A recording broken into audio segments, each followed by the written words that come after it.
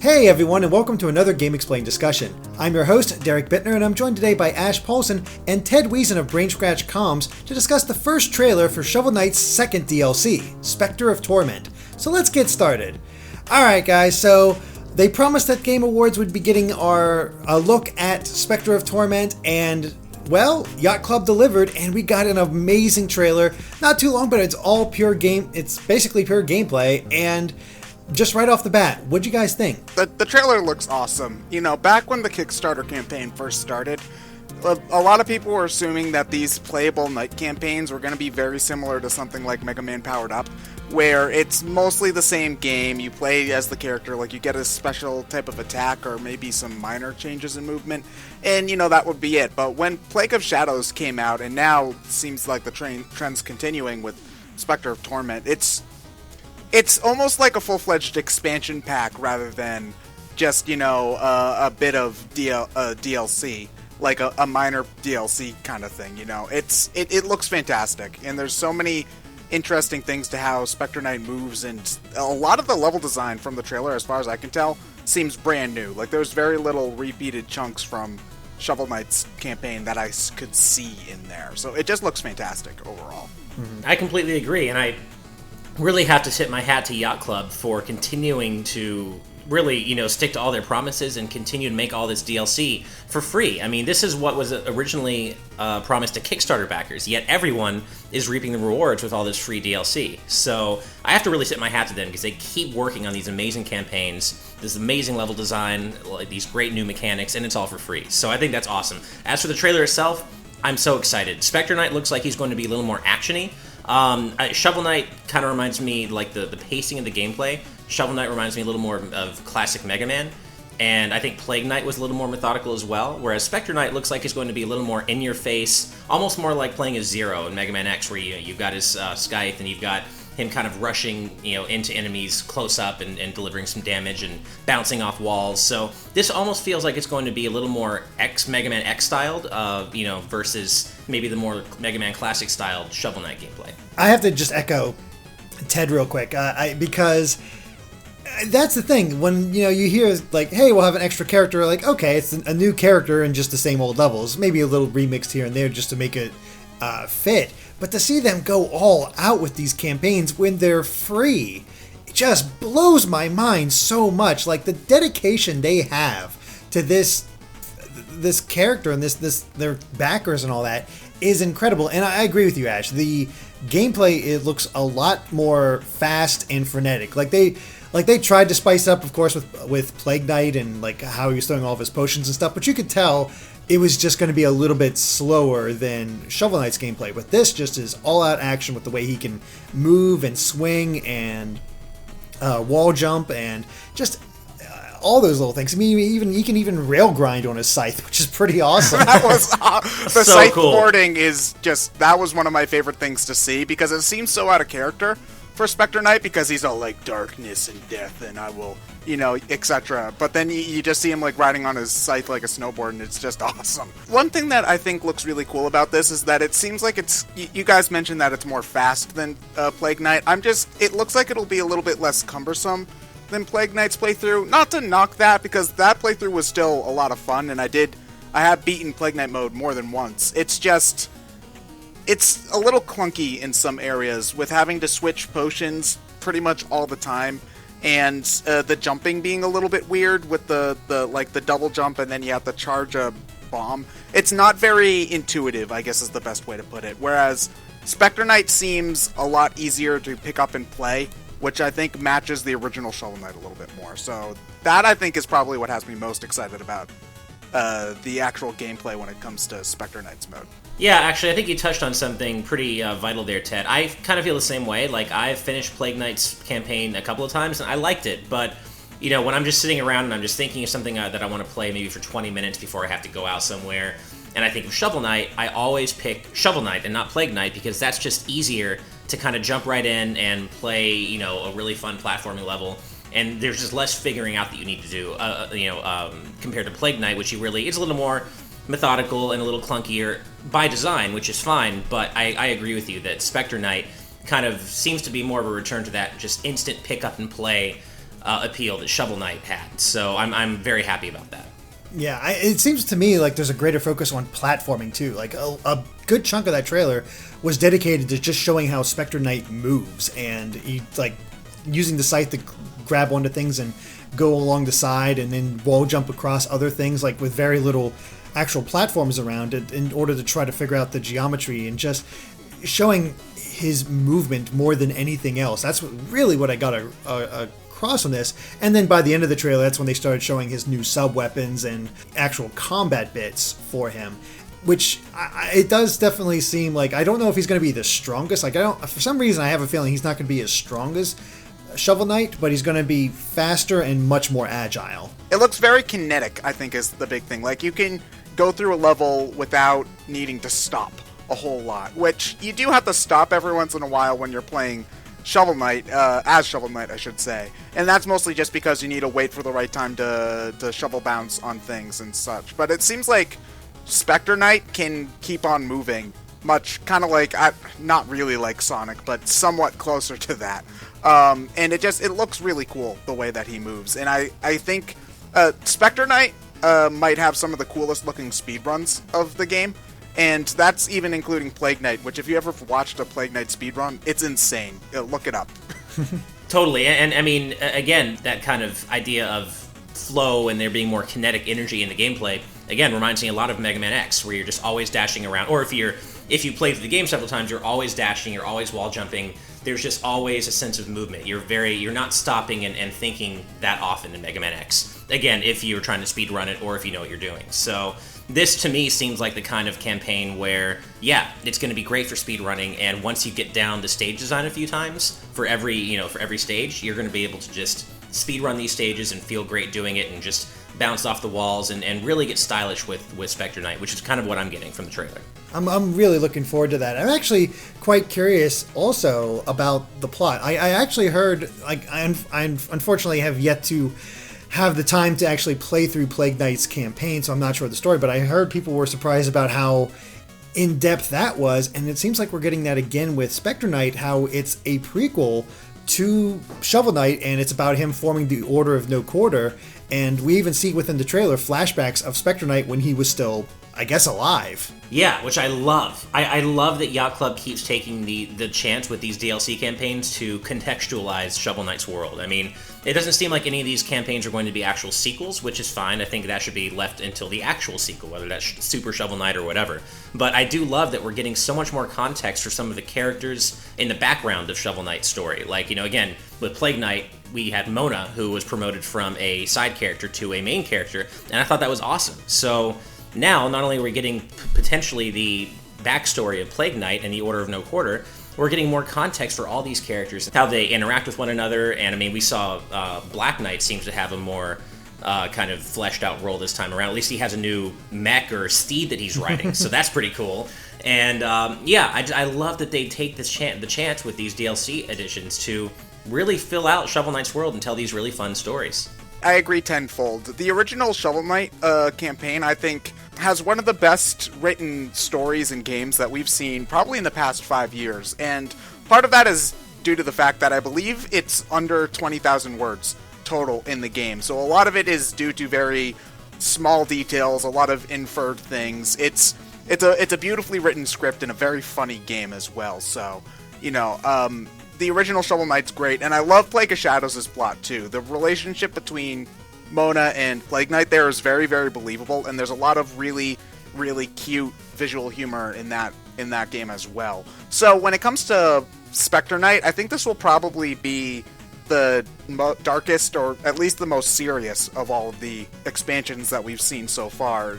Given the character, that's pretty obvious. I do think that we might end up getting not a sequel, but kind of an epilogue in King Knight's mode, because it kind of makes sense where we have the kind of parallel campaign of Plague Knight, and now we've got the kind of prequel with Specter Knight. It might make sense for King Knight to be like kind of a mini epilogue, like not a real sequel, but something to that effect. How King Knight got his groove back and all his money. Basically, yeah. I mean, I'm very curious what they're going to end up doing with King Knight, because he's the one that doesn't seem to have a gimmick as the others, which is why he's the first boss. He's just another knight that likes to be a king. His gimmick is being fabulous, all right? Yeah. Oh, I could totally see it being the case in King Knight's campaign where he doesn't actually take damage. It's just anytime he gets hit, his armor gets a little dirtier, and if he gets too dirty, then you, lose. Because he's just so fabulous, and he has to be beautiful and awesome and kingly all the time. So if he gets too drab and too dirty with all these, enemies hitting him, then of course you lose a life. Well, not a life, because it's Shovel Knight, but Yeah, that'd be pretty cool. It just sort of makes me think of Super King from Futurama, where it's just all the powers of a king. What? Yeah. But as far as Specter Knight having a much more serious story, I can actually totally buy that, because we see him getting resurrected by the Enchantress. We see him coming across Shield Knight, which that's sure to be tragic. We see him in his flashback running around with another character.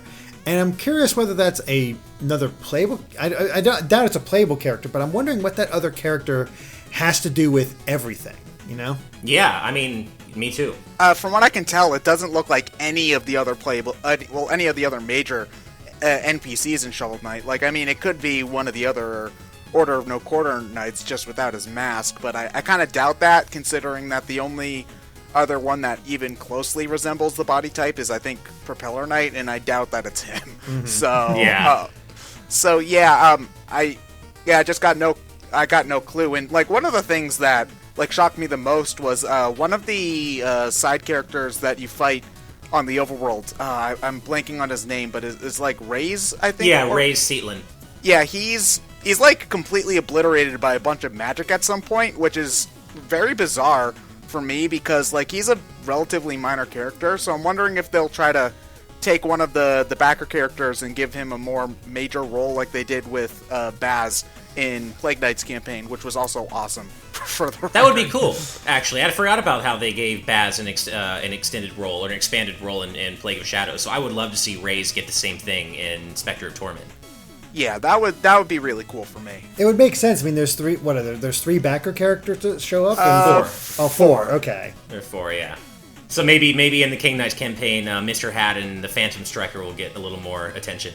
Maybe. That makes the most sense to me, especially considering that Mr. Hat's a comedy character, so he'd fit right in with the King Knight campaign as well. Yeah. So I'm surprised that they've been able to keep on working on Shovel Knight this long as well, because the original game came out in 2014, which is that's insane to think about.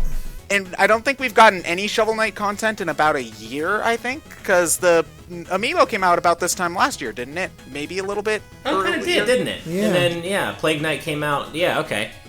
Yeah, so I'm hoping that Specter Knight will come out this spring. I'm hoping that King Knight is done by the end of 2017, preferably, the sooner the better, obviously, but it's just they put so much time into these that it's hard for me to call it DLC. It really does feel like a old-fashioned expansion pack. Some people even call it it's basically its own sequel. I'm not sure if I'd go that far, but it's definitely more expansive than almost anything else we see in games these days, which 2 thumbs up in my book. That's amazing. Mm-hmm. No, I totally agree. Yeah, I say it all the time. I honestly wish I could pay for these, and I think people would gladly pay for these, even if it's just $5. Yeah.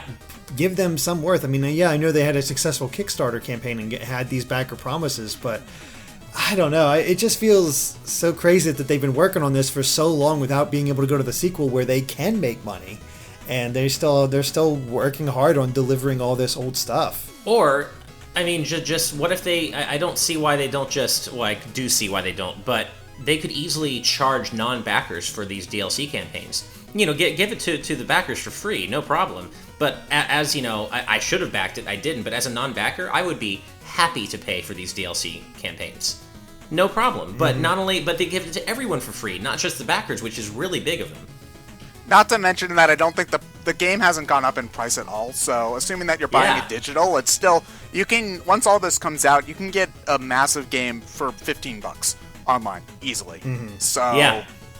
And it's easily probably 20 hours of gameplay, if not more. All the campaigns together. Yeah, all the campaigns together, I mean, and all the extra detail, all the extra stuff they have, and going through and trying to do it all. You could easily get 20 hours of gameplay. You guys probably already have 20 hours of gameplay with replaying it how many times. Across all, because I own Shovel Knight on both my 3DS and my Wii U. Across both, I'm probably already closer to 40. I think. Probably. God, I have it on 3DS, Wii U, PS4, probably Xbox One. Yeah, you should get it on Xbox One so you can fight the Battletoads. Actually, yeah, I didn't think about that. I really should. Well, I'm doing that today. Maybe I'll finally get to pay for it.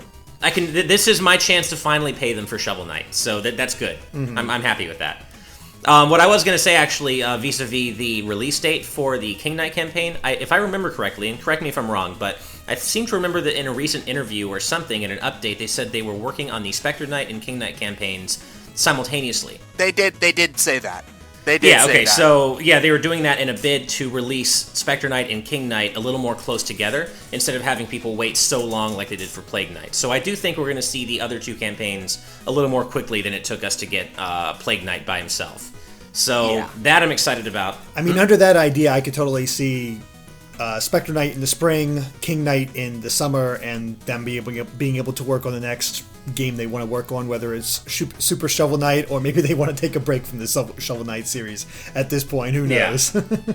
What I am curious about is what they're going to be releasing Specter Knight with, because they're basically two more DLC packs, and one campaign is going to come with the gender swap mode, and the other campaign is going to come with the Smash Brothers-esque battle mode, both of which I'm excited to play. So I'm curious which one is going to be bundled with which campaign. This is just my guess. I think it makes the most sense to release the battle mode with the final DLC campaign, because at that point, they'll have finalized at least 4 characters' movement and main controls. So it's not like that they would have had to... If they released the battle mode with Specter Knight, they would basically have to finish King Knight's movement and controls. Point. Yeah, which I doubt... I wouldn't be surprised if they're still tweaking that right now. So I also wouldn't be surprised if we got more challenge mode stuff with both of them. Which I think we will. Yeah. I'm really looking forward to the gender swap mode. I'm looking forward to seeing how all the new the pixelated characters look, and I'm just looking forward to fighting as Lady Shovel Knight versus the Enchanter. I love that they're even doing this. I think it's really cool that they're even going to the trouble to include a mode like that. I think it's really neat. Yeah, that's been my most anticipated DLC since day one. I just, considering the scope of it, literally rejarring every single sprite in the game, not just main characters, but I believe they said minor NPCs too would get swapped. So theoretically, the gender if they're doing all that, gender swap mode could apply to all the DLC. I hope so. Maybe it might just be for the original campaign. That might be going a little bit pie in the sky with all the work. Probably, but I mean, some of the characters that don't obviously have a gender or anything like that, so I doubt they'll switch the. Do you really think they'll switch the lady horse to a male horse, or? That's true. Yeah. I mean, if they're doing major characters, and if they're doing Mona already is a switch, I could totally see it just it's pretty simple to just swap out those. So maybe. Yeah. Otherwise, I just think this looks fun, and I think that's the thing that I got people I was obviously sick this past week, so I didn't get to watch the Game Awards or how people reacted to the Shovel Knight trailer at the show or anything like that, but for myself watching, I'm this is awesome. I cannot wait to play this. Yeah, I mean, honestly, it was probably the most exciting part of the night for me, other than the Breath of the Wild pre-show trailer. But what about the actual show itself? Huh? Oh, well, that was actually pretty hype. I'm not gonna lie, that was a pretty cool commercial. But in terms of the show proper, not counting the pre-show, I would say Specter of Torment was the most exciting thing I saw that night. I didn't watch the Game Awards. But the trailer was awesome, so I really liked that. Yeah. Plus, we haven't even mentioned the most exciting part, or at least for me, the most exciting part of a new Shovel Knight campaign, which is all the new music Jake Kaufman is composing for it. Yes. And he actually did a stream recently where we could watch him compose a new song for Specter of Torment, and I missed it. I didn't hear about it until after, so I'm so sad that I missed that, but I'm so excited to hear all the new music. Oh yeah, hopefully if it's anything close to the new songs we got for Plague Knight, it was a decent selection. It was it was not a small amount of new music, so I'm hoping that it's good stuff. Yeah, me too. Yeah, I mean, all I can really say at this point is it looks great, and you can just time after time just see how much of a passion project this game is for them. No, you really can. I mean, again, it's really impressive to see how they have held fast to their promises, and again, everyone is getting more for free out of this game than you get for some paid season passes in other games. So really, I tip my hat to them for doing all this. Yeah, same. I could just echo pretty much everything everyone else says. This looks awesome. It'll be nice to be able to play something fresh for Shovel Knight 2 as well, because, it's an amazing game, but it's still the same game. It'll be nice to play the game again, but new, I think. Yeah. So that's what I'm looking forward to the most. All right, well, I think that covers it for our Specter of Torment discussion, so thank you for watching, and if you like this video, be sure to like us on Facebook and Twitter at GameXplain. And Ted, where can they find you at? So I'm a member of Brain Scratch Commentaries. We do commentaries on all sorts of different video games. We've done a number of Mega Man games, all sorts of stuff. We'll get to Shovel Knight one of these days. And yeah, you should check us out, because we're pretty cool. And of course, stay tuned to GameXplain for more on Shovel Knight and other things gaming too. Till next time, bye.